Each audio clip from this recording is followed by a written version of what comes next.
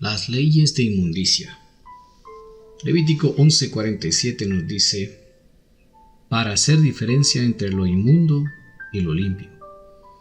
Durante muchos años la cirugía fue el último recurso, un recurso desesperado al que solo recurrían los enfermos desahuciados. Los cirujanos nada sabían de los gérmenes.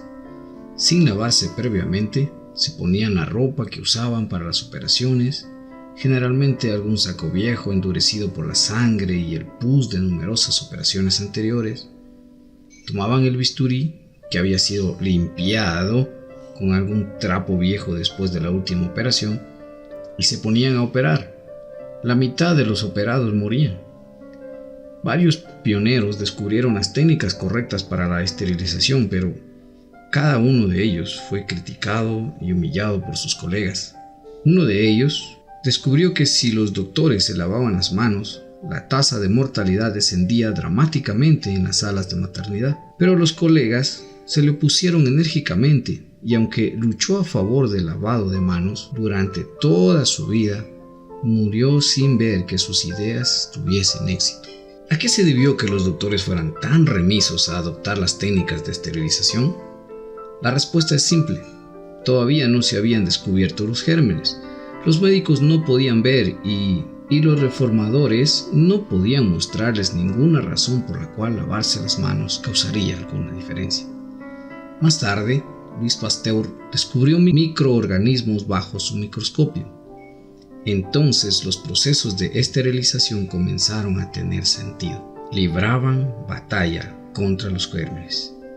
Aún así, cada reforma, desde los guantes de goma hasta las máscaras de gas, solo fue aceptada con renuencia y oposición considerables. Es como si los médicos tuvieran dificultades para recordar que algo invisible podía ser tan mortal. Hicieron falta 50 años de educación y de reformas constantes antes de que la técnica de la esterilización llegase a ser un elemento rutinario de la cirugía y para que los gérmenes se convirtiesen en algo real para la mayor parte de los médicos.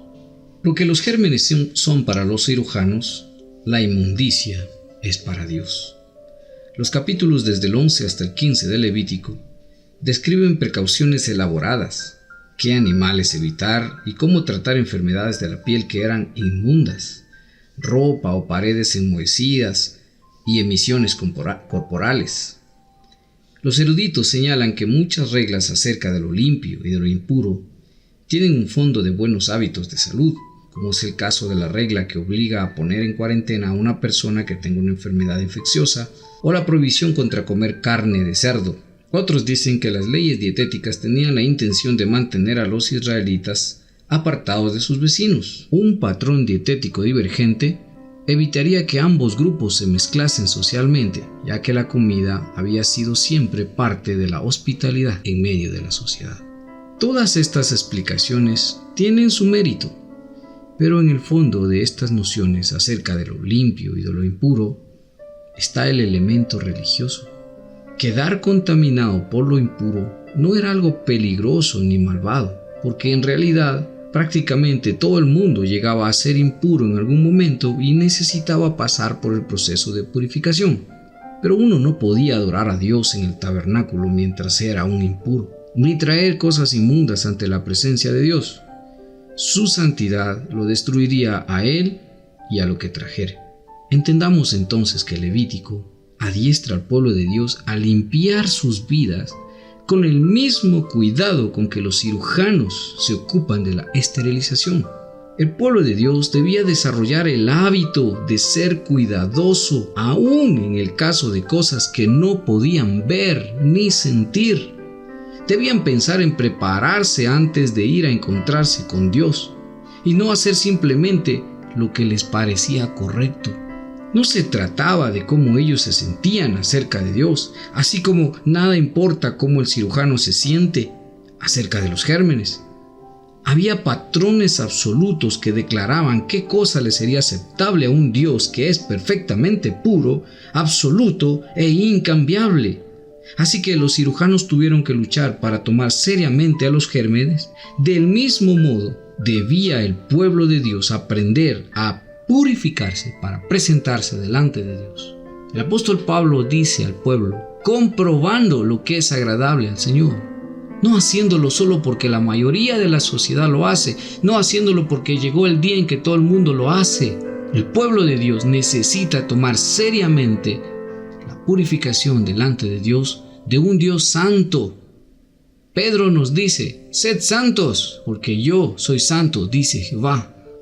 Las reglas sobre la impureza que encontramos en Levítico están ahora fuera de moda a causa de que el templo ya no existe y fue destruido por Dios mismo. Pero los principios que hay detrás de estas reglas siguen siendo válidos. Aún hoy uno no puede acercarse a Dios descuidadamente.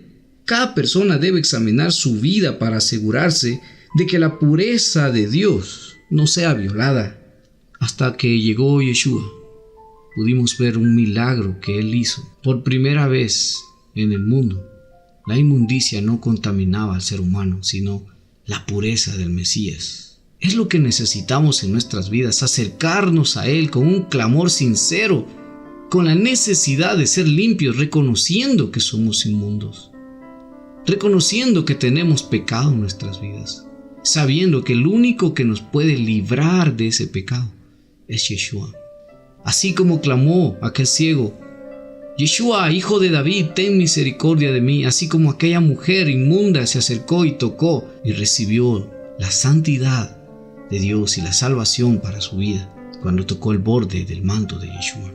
Supongamos que el pecado fuera visible y que pequeñas manchas verdes aparecieran en nuestra piel por cada pecado que tenemos, por cada regla que quebrantamos delante de nuestro Dios Santo. ¿Piensa que esto ayudaría a darnos cuenta de cuán manchados estamos antes de presentarnos delante de Dios? ¿Piensa que eso ayudaría a la gente a tomar más en serio el pecado? De eso se trata las leyes de inmundicia. Tomemos en serio la santidad de nuestro Dios y la forma en que el pecado contamina nuestras vidas.